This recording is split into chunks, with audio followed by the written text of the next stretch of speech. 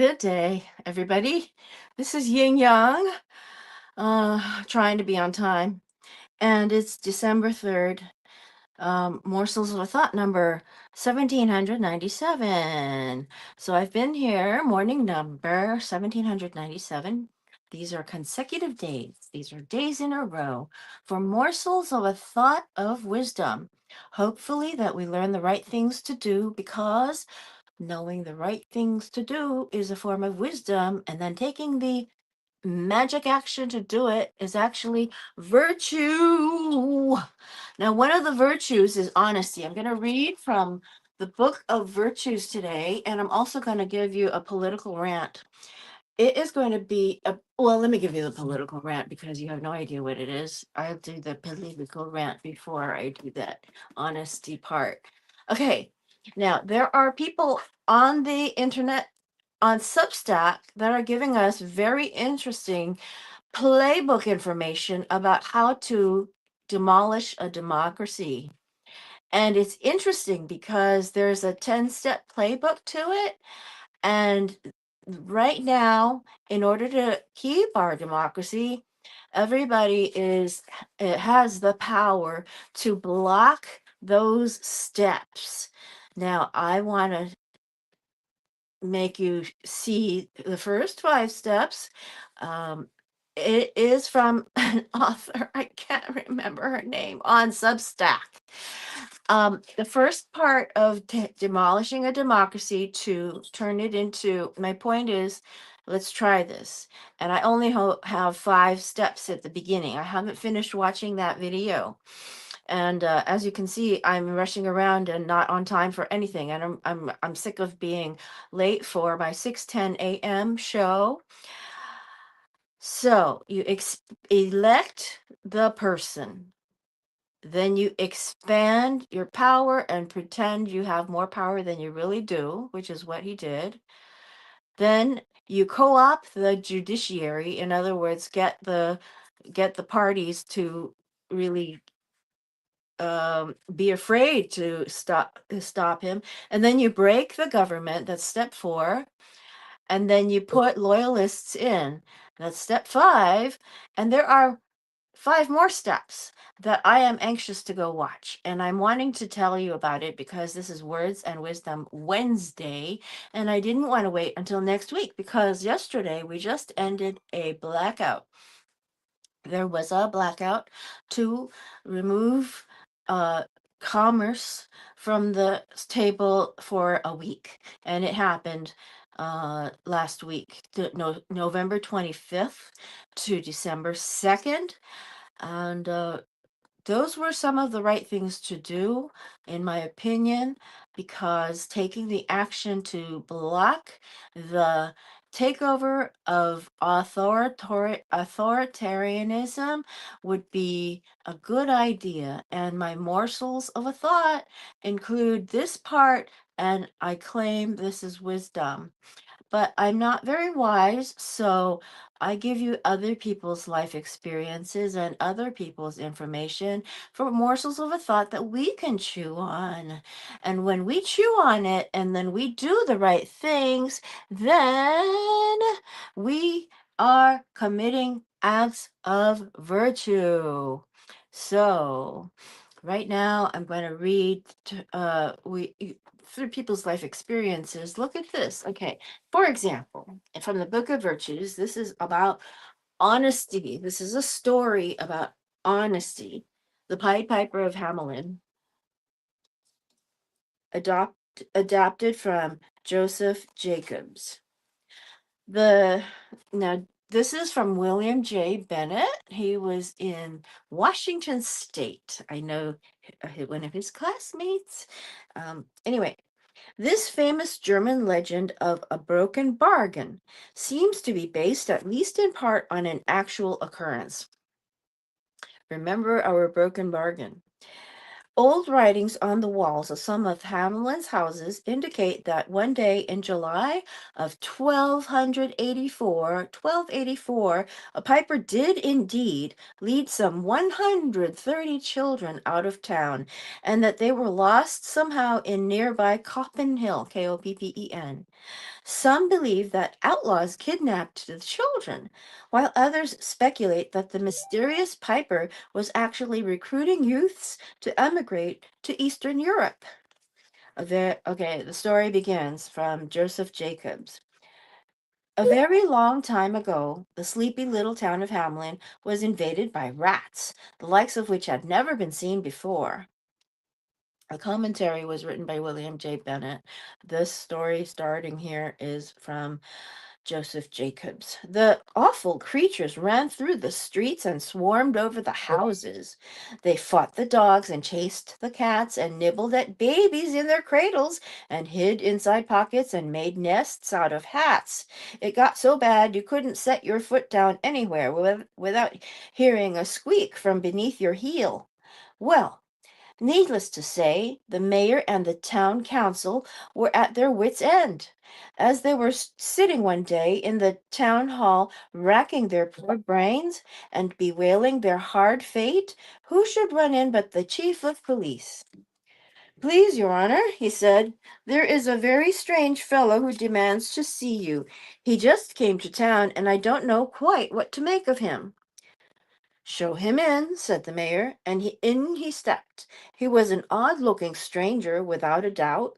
He was tall and gawky, dried and bronzed, with a crooked nose, a long rat-tail mustache, and keen, piercing eyes. And if you looked hard enough, you could find every single color of the rainbow in his jacket and breeches. I'm called the Pied Piper, he began, and what might you be willing to pay me if I rid Hamelin of every last rat? Well, as much as the town government feared the rats, it feared even more spending the good taxpayers' money, for those were very different times. So they haggled and haggled. But the Pied Piper was not a man to stand for any nonsense, and the upshot was that $50 were promised, which was a lot of money in those days, even to elected officials. As soon as not a rat was left to squeak or scurry in Hamelin. So $50 were promised as soon as not a rat was left to squeak or scurry in Hamelin. That's a lot of money. It's probably something like, $5 million in our time, because people in the six figures are already politicians, and then seven figures, I'd say million, something like that. Anyway, out of the hall stepped the Pied Piper, and as he stepped, he laid his pipe to his lips, and a shrill, keen tune sounded through every street and house. And as each note pierced the air, you would have seen a strange sight if you'd been in Hamelin that day, for out of every hole the rats came tumbling. There were none too old and none too young, none too big and none too little to crowd at the Pied Piper's heels. With eager feet and upturned noses, they pattered after him as he paced the streets. Not nor was the Pied Piper unmindful of the little toddling ones. For every 50 yards, he'd stop and give an extra flourish on his pipe, just to give them time to keep up with the older and stronger of the band. Up Silver Street he went, and down Gold Street, and the end of Gold Street was the river. As he paced along slowly and gravely, the townspeople flocked to their doors and windows, and many a blessing they called down upon his head. When he reached the river's edge, he stepped into a boat, and as he shoved off into the water, piping shrilly all the time, every single rat followed him, splashing, paddling, and wagging their tails with delight. On and on he played until he was way downstream, where the current gets quick, and every last rat was swept away, never to be seen again. Then the Pied Piper landed his boat and walked back upstream to Hamelin. You may fancy the townspeople had been throwing up their caps lamps and hurrahing and stopping up rat holes and setting the church bells ringing. But when the Pied Piper stepped ashore and not so much as a single squeak was to be heard, the mayor and the council and the townspeople generally began to ha and to hum and to shake their heads. For the town chest had been sadly emptied of late, which goes to show that governments then weren't really much different than they are today, after all.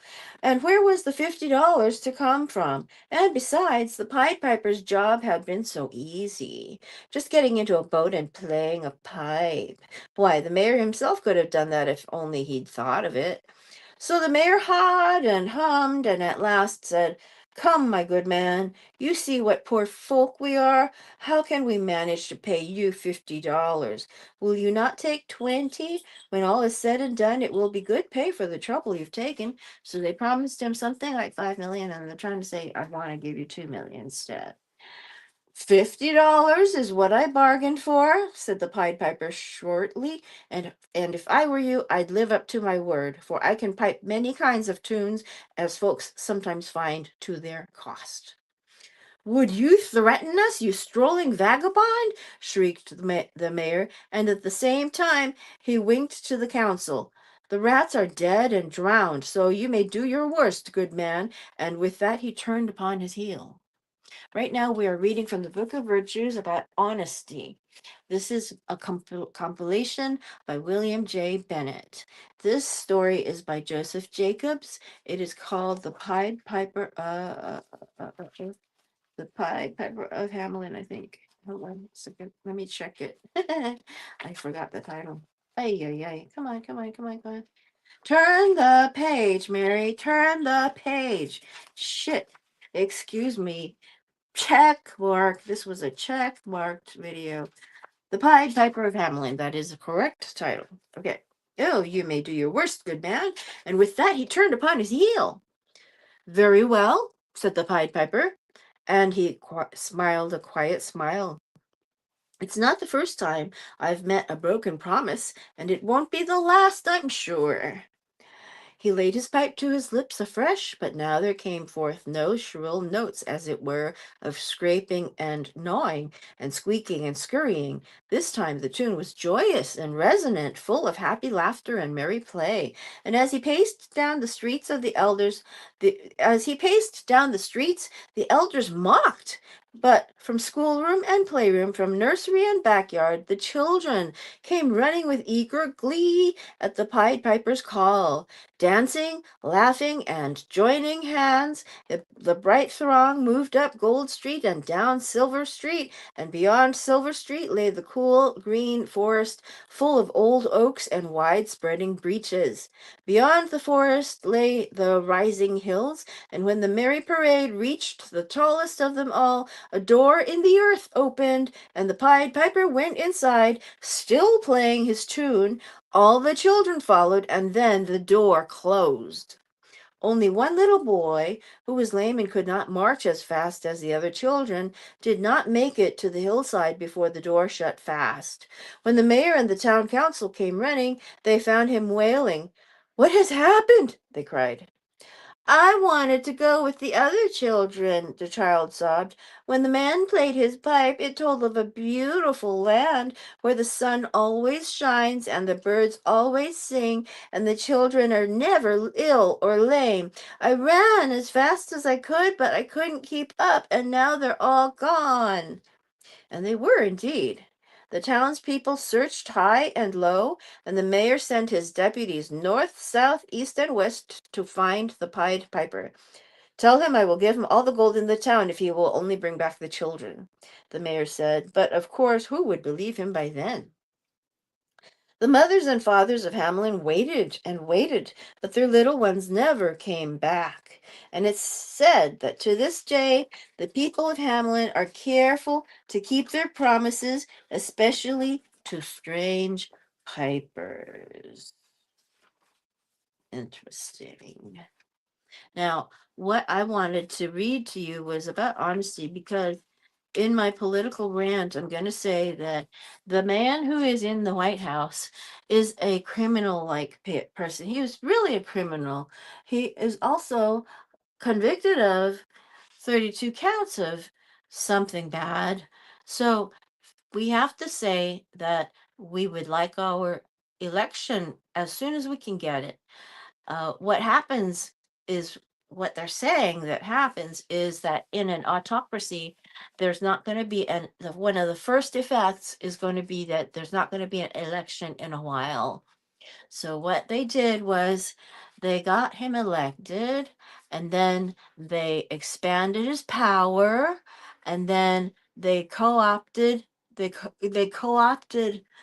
judiciary, and then they they are currently breaking the government. They are going to put loyalists in place, and as you can see, we are in a shambles right now. I think that by bringing by the in the Tao, it says that when those officials are doing such a thing, that's chaos and it's not virtuous. It is not virtuous. It is not within the Tao. The Tao is just the way to do things, which actually lead us to virtue. I'm not that wise, so I'm simply reading to you what other people say and what I see on other places that have I wish I could find her name. I wish I could find her name. Let me see. I will go look for her name right now so that we can say that we know where to find it. I will look at this moment.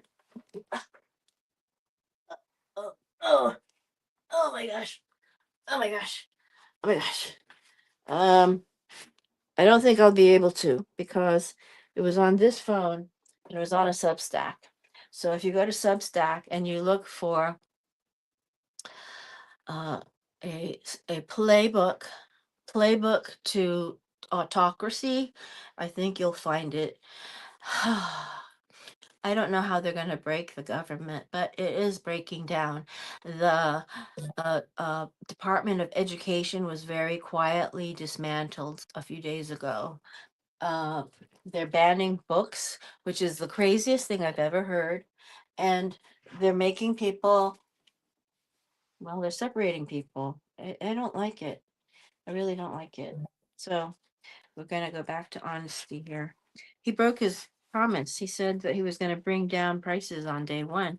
But the first thing he did on day one was to try to expand his powers. So what he did was he said that he was going to take away birthright citizenship, which means all these anchor babies are no longer anchor babies. And anchor baby means that one or two of the parents are illegal aliens or undocumented persons, and that with the baby, the law says that they need to be here so that that keeps them from being deported. So anyway, by expanding his power, what he did was take away birthright citizenship, which expanded his power. He wasn't allowed to do that, but he did it. See, so he's taking more power than he should have. Power, according to Herb Cohen, is dependent on the observer. The observer thinks that this person can or can't do something, and that's the amount of power that person has. But when the person surprises them with other things, then it just means that the observer was incorrect in their assumption that the person couldn't do something. So the amount of power that the person had was actually greater or higher. I'm trying to get us to do something to, okay, then they co-opt the judiciary. Step three is they take the, they make the judiciary, they're trying to make the judiciary vote in their favor. So what they did was they removed and replaced the attorney generals.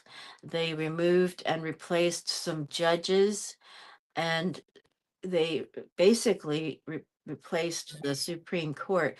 Over time, this has happened over time.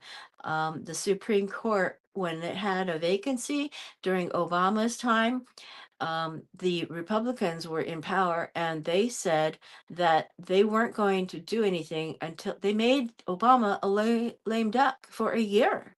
for a year before the elections. They said, "Oh, we're not going to put one in until the next administration comes in," which was basically not what we would hope for in terms of bringing more virtue into the world. Because Obama, I believe Obama was a really good president.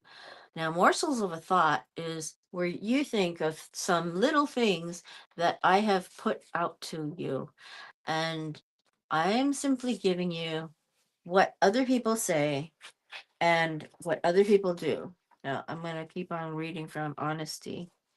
Ay, ay, ay, ay, ay. Ay, ay, ay, ay, ay.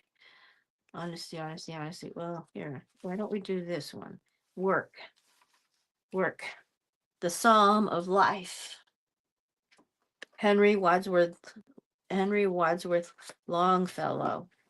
Henry Wadsworth Longfellow said of this poem, "I kept it some time in manuscript, unwilling to show it to anyone, it being a voice from my inmost heart at a time when I was rallying from depression."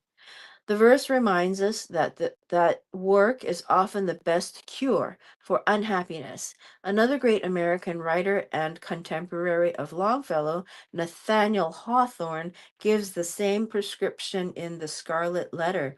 Preach, write, act, do anything, save to lie down and die. Do anything except to lie down and die. Don't roll over and die. So we are having to do this action. That's work. So this is the poem by Henry Wadsworth Longfellow. "Tell me not, in mournful numbers, life is but an empty dream, for the soul is dead that slumbers, and things are not what they seem. Life is real, life is earnest, and the grave is not its goal. Dust thou art, to dust returnest, was not spoken of the soul. Not enjoyment and not sorrow is our destined end or way, but to act that each tomorrow find us farther than today. Art is long and time is fleeting, and our hearts, through though stout and brave, still like muffled drums are beating funeral marches to the grave. In the world's broad field of battle, in the bivouac of life, BIVOUAC, capital L, be not be not like dumb driven cattle, be a hero in the strife. In the world's broad field of battle, in the bivouac of life, be not like dumb driven cattle, be a hero in the strife. Trust no future, however pleasant. Let the dead past, capital P, capital F, bury its dead. Act, act in the living present, capital P, heart within and God o'erhead, capital G. Lives of great men all remind us we can make our lives sublime, and departing leave behind us footprints in the sands of time. Footprints that perhaps another, sailing o'er life's solemn main, for a forlorn and shipwrecked brother, seeing shall take heart again. Let us then be up and doing, with a heart for any fate, still achieving, still pursuing, learn to labor and to wait." So, good morning to everybody. I hope I have inspired you to do something. I hope I have imparted some real wisdom. I hope it was entertaining. Ay, ay, ay, no makeup. And we all educate ourselves every day from sources we don't expect to come our way. We're going to we're going to learn from our kindergartners as well as from ourselves. Okay, bye. Old kinder.